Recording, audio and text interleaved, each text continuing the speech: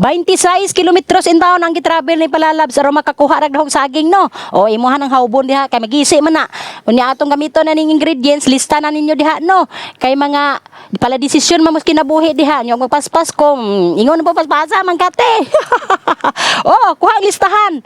2 cups glutinous rice flour, 2 cups rice flour, 2 cups wash sugar, 4 cups gata, 1/3 cup unsweetened cocoa powder, 2 cups evaporated milk, 1/2 teaspoon salt aron dili magpiti-piti inyong bas katamis aron mabalanse. Agihimo na ko ana gidungan ako na slag mix tanan no. Unya sa gitunga nako kay ang pika sana ato anang himuong chocolate flavor.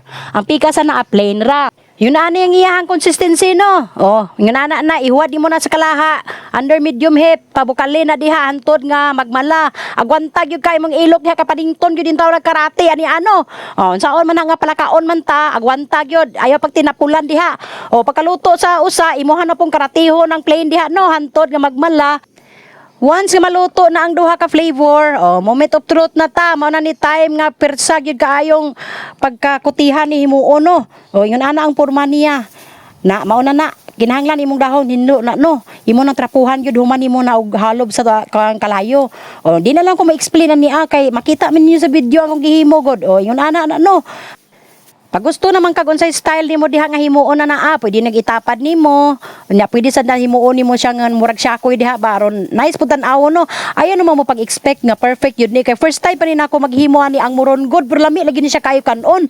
Kung hawd na mo magama ni himuon ani negosyo ninyo aron napod may pulos kalibutan. Ingon ana no.